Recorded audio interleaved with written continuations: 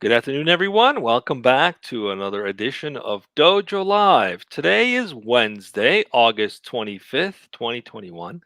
I'm Tulio Sergusa, broadcasting from Southern California, and I'm joined by Kim Lantis in Hermosillo, Mexico, Carlos Ponce in Cuernavaca, Mexico, and we have Eric Chabel, who's the founder and CEO at Cher, joining us just out of Los Angeles and Marina del Rey. Thanks for joining us today, Eric.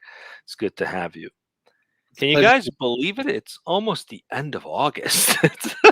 It's like before you know it, it's going to be the end of the year. But anyway, we're still having a lot of fun. Today, we're talking about real estate. If any of you have been shopping for a home recently, you know very well how difficult and how competitive it is. People are outbidding each other, putting way over asking price offers. It's insane. And out there, and there's just not enough inventory for the amount of people looking for a home. So we're going to be talking today about maybe an alternative way to build equity, shared home ownership. So, but before we do that, let's get to know our guest a little bit. Eric, please tell us a little bit about yourself, your background, and we'd appreciate it. Thanks for being with us. Yeah, thank you for having me, the whole team. So a little bit about myself is I'm the CEO and founder of Share. I'm actually a first gen American from Canada, so I'll tell you the weather out here in the summertime is a lot nicer than pretty much all the seasons up there. So um, it's great being down here, and really I went to school up at University of Washington. My background is in engineering. And I'm a licensed real estate broker and mortgage broker, and really have been spending a lot of my career down here in the Los Angeles area, and it's really where my roots are, and been really just building companies since really being down here, and no complaints. And yeah, it's a quick synopsis of myself, and excited to be here. Very cool. 13 years ago, when I moved to Los Angeles from New York, there was pretty much most of the industry was real estate or legal services or something like that. There was no tech to be found.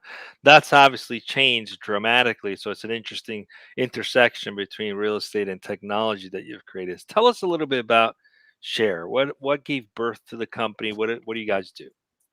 Yeah, so it's funny how the company originally got started was really through my experiences.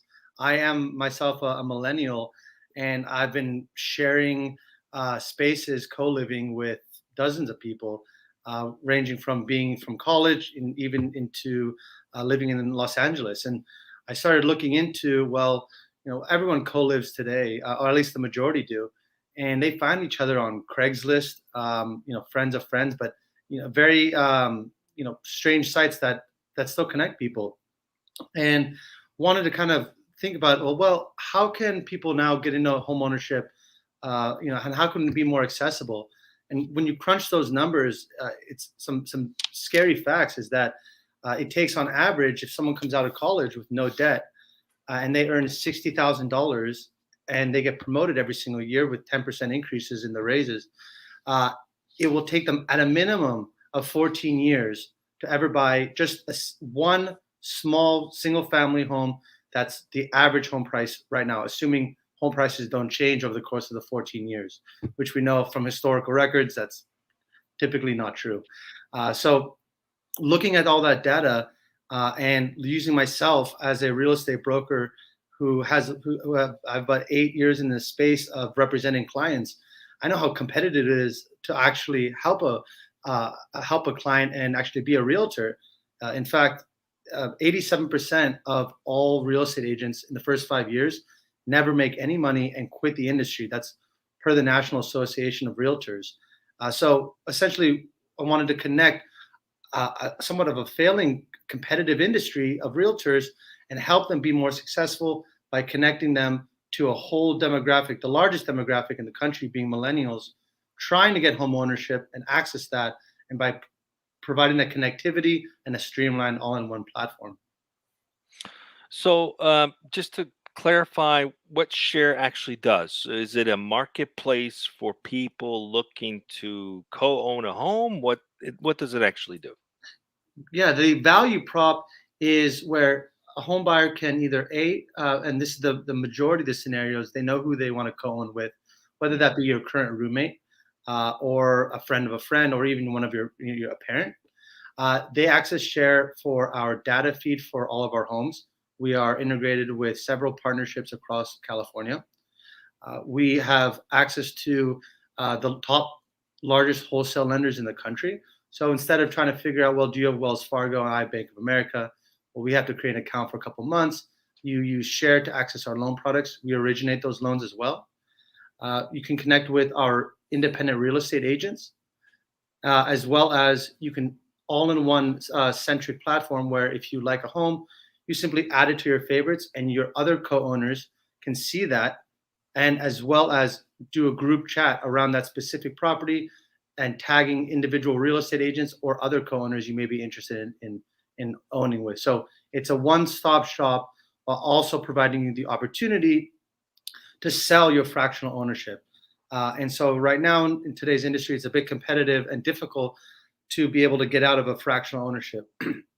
So we're seeing friends who are currently co-owning, they're using our platform to list as a for sale by owner as fractional ownership, or reaching out to one of our agents to help them sell that fractional ownership for a service fee.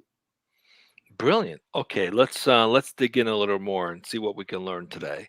Kim, please kick off the conversation with our topic. Why don't you take that Yeah, away, Carlos? yeah.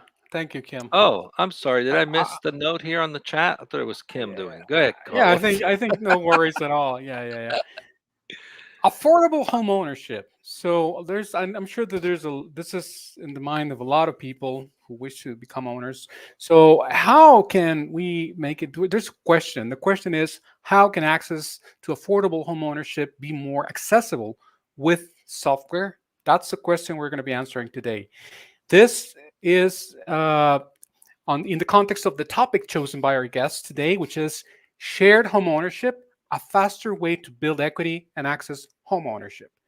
So, Eric, the first question that I have for you is, why did you choose this particular topic, and why did you feel it was relevant for today's day and age? Let's start there, please. Yes.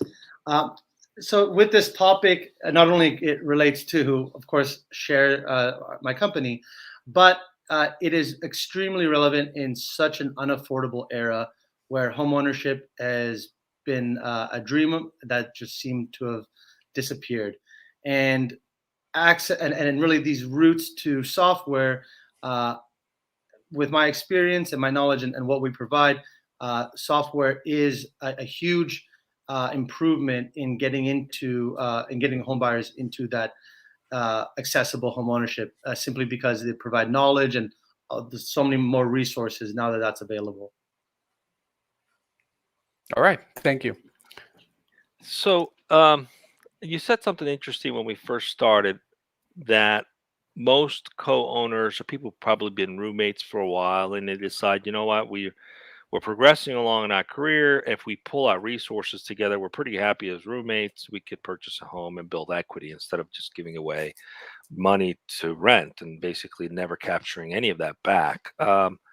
So they use the platform to be able to share what they like and essentially have a way for them to begin the process to co-ownership. Is the plan to expand where it becomes like a marketplace? Or maybe the people that don't necessarily know each other that might have a common interest, for example, for investment properties, or is it strictly for co-ownership where the people will live in those homes? What's your plan for Share as it relates to that? Terrific question. Our current plan is, as you had mentioned, and it's spot on, is having our focus on bridging that gap between people who are renting and getting into their first home ownership. But we are seeing a large demographic of our home buyers who are looking to use our software to co-own investment properties. Um, that is not our primary focus. However, it is still accessible and completely usable for those secondary or vacation homes. And you brought up a good point with Interesting. the community. So to give you some a little more like analytics into our CRM is 80% of our home buyers come to share with someone who they have in mind, who they want to co-own with. So when they create an account, they invite a couple of co-owners who they think they're going to buy with, and inevitably at least one or two they will from that pool. But it comes down to also when that other 20%, say for instance, you just moved because of a job position, you're relocating. You don't really want to spend 2 to 3 years with a roommate you may not know via Craigslist or any other source to meet. And you want to get into home ownership with someone else who's financially cognizant and kind of aware and wants to build equity. So there is that network and community that we do provide.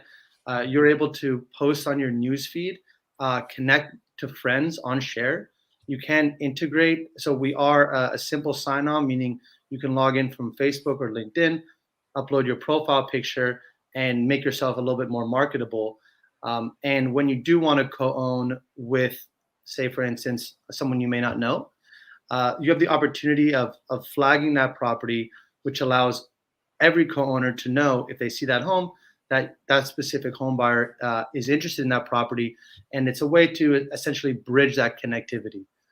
So yes, we do plan to help more people who may not know each other co-own, because as we grow in life, just the matter of fact is people are in different life stages, especially from 23 and up, and it's really difficult to kind of align one's visions and where you're at financially with the exact same property. So there's a lot of moving pieces that need to align, and we hope that that with that social aspect, we'll be able to improve that.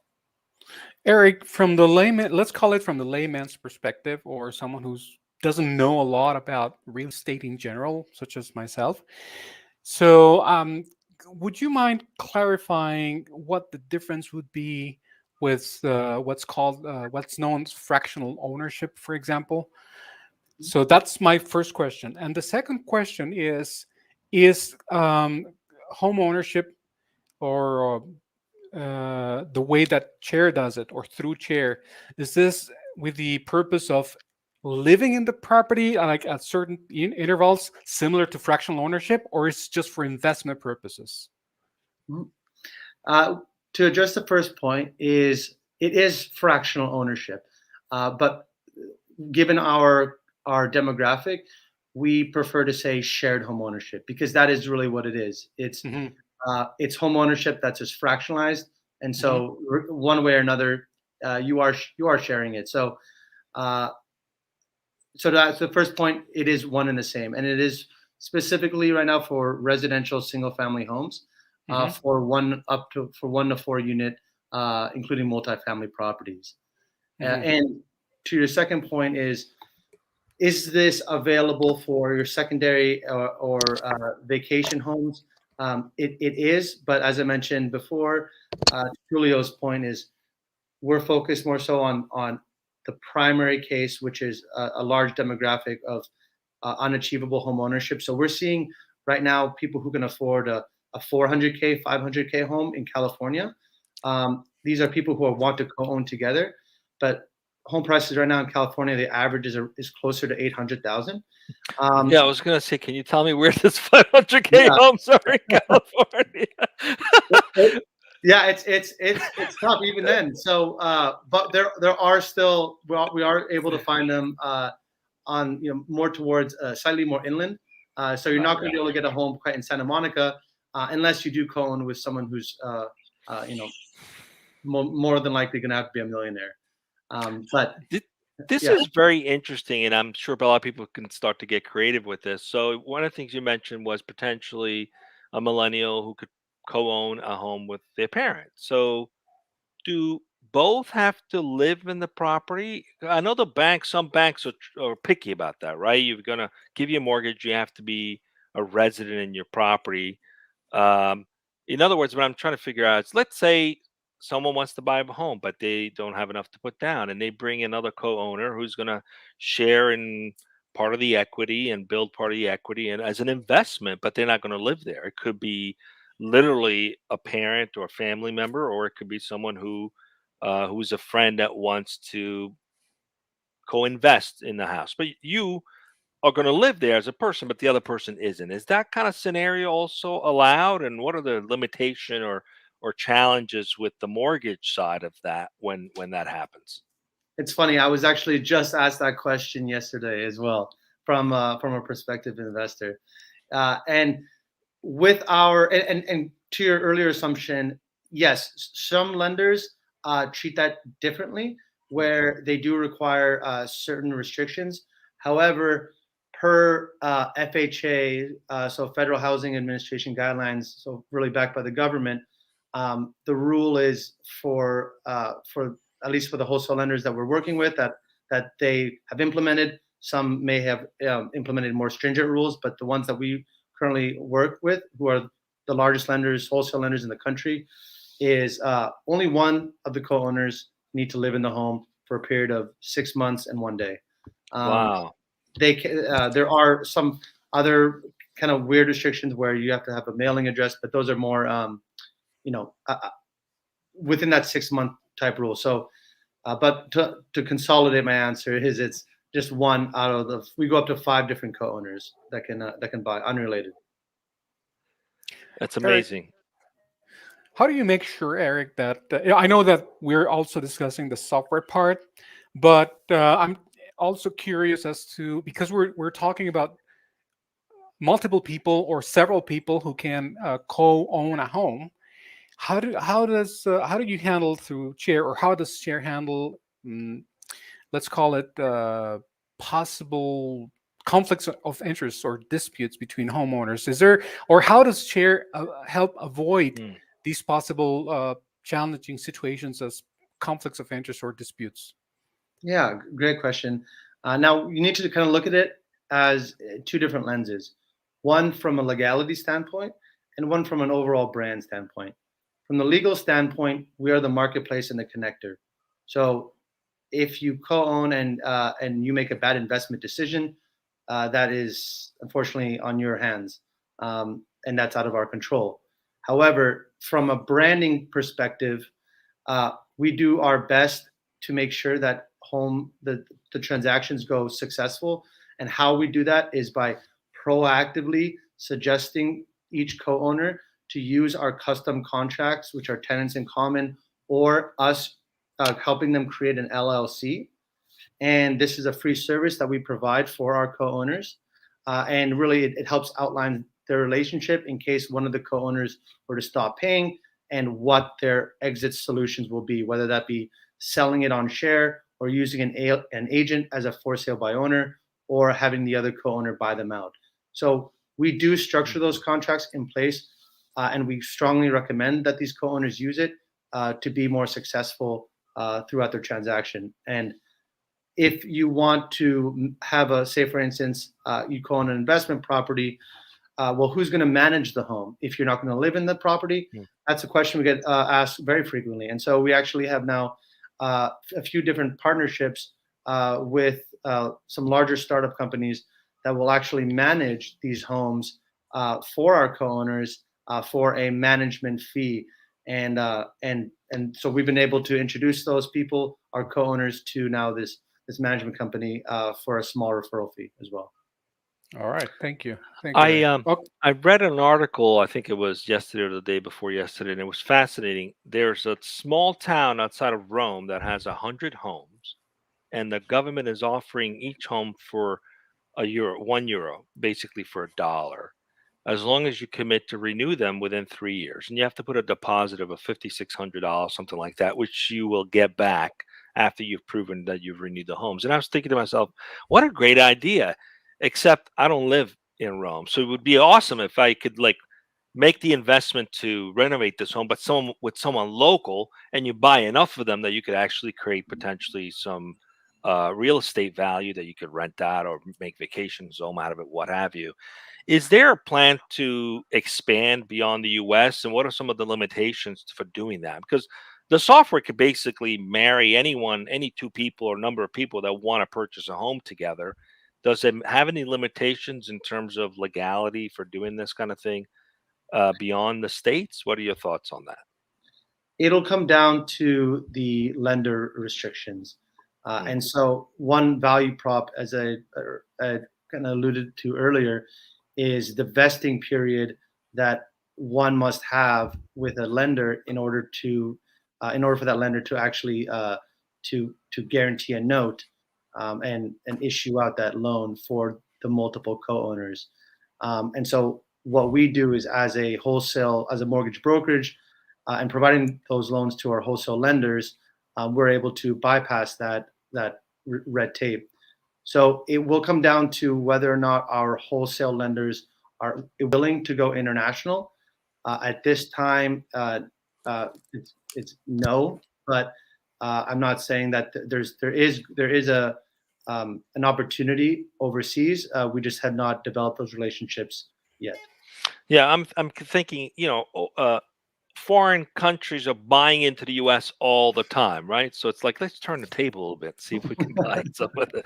Let's turn the table. Okay, Kim, I think you have a question.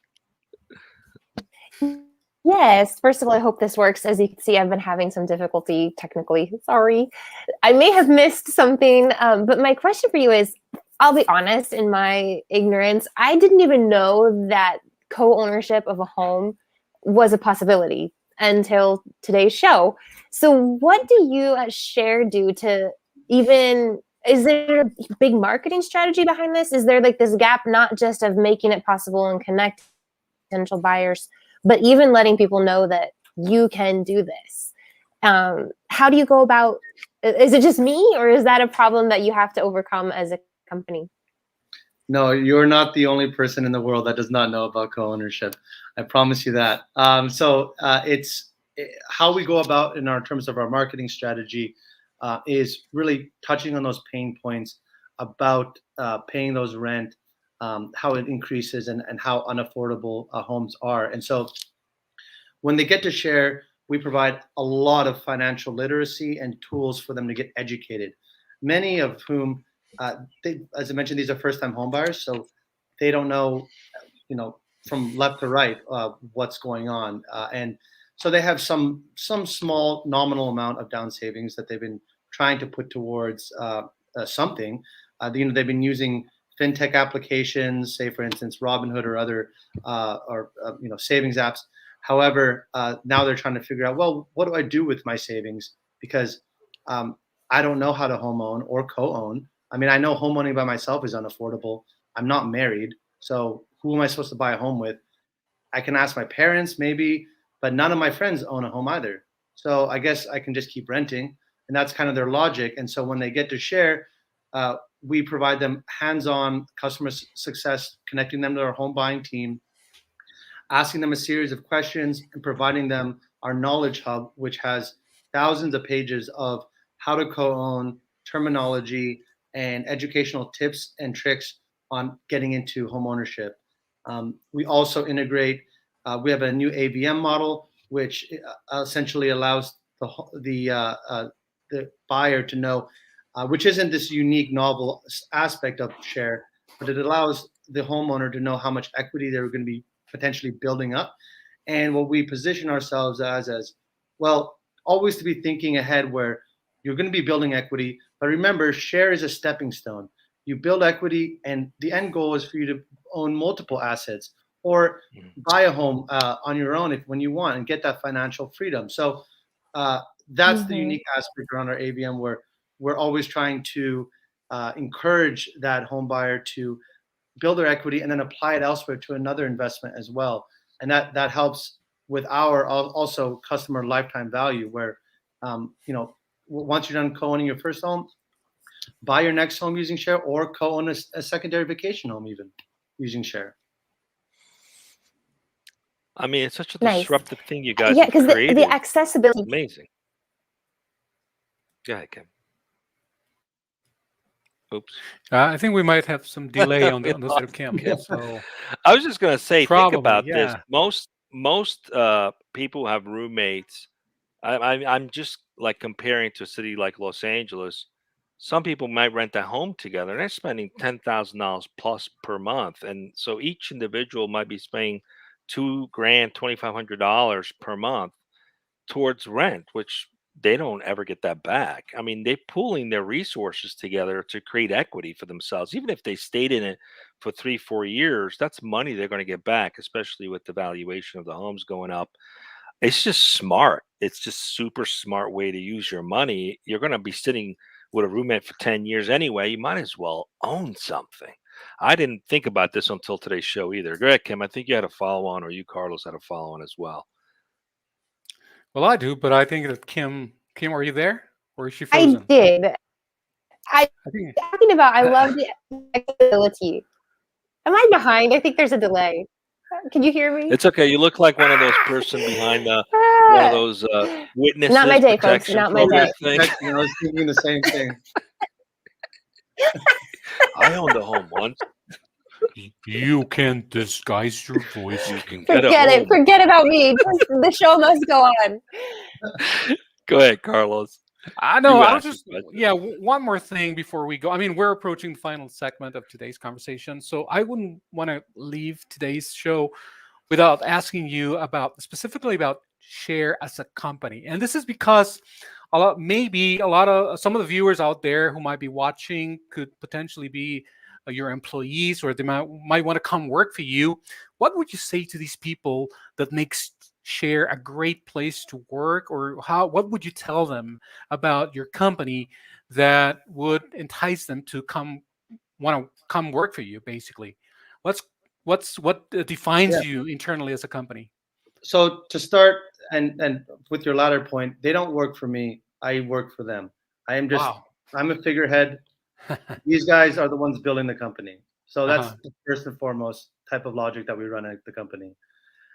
Second is that when you join Share, and I say this to everyone who joins Share, is you're not a team member or whatever. You're part of family. So I address everyone as a family member. Share, and that's why in my emails, Share family. And obviously you have your biological family, and that always comes first, and then of course we come next. And so we're always, from my lessons learned working at larger corporations, I really wanted to create a workplace that is fun and creative, and I'm fully cognizant of you must always have a pipeline of new ideas to be successful and to be changing in these adaptive times. And so there is no wrong idea at Share. What we always tell everyone, regardless of your position, don't care. If you have an idea, come to us with, hopefully with some logic behind that idea on why we should implement it, and we will absolutely listen to you and have a high probability of even testing it and actually implementing it out. So there is no wrong idea at Share. We just try and make data-driven decisions. Your voices are heard, and by joining Share, there's really exponential growth in your future, and we all care about you. It's very collaborative. Thank you so much, Eric. That was very good and enlightening. Back to you guys to wrap up. Now you're a tech company as well as a real estate and mortgage company, all built into one. So is your employee base include brokers and realtors as well? It does include loan processors, Okay. as well as loan officers, tech folks, so full stack developers, front end engineers.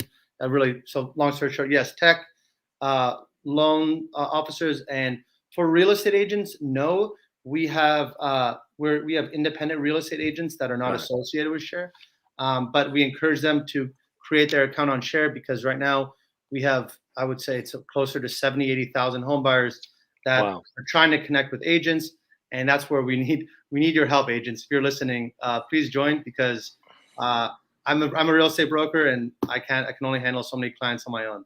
So please join. Well, we love this idea. We think it's a great idea, and it's very timely with what's going on today. So we'll have to stay in touch and see how you progress along.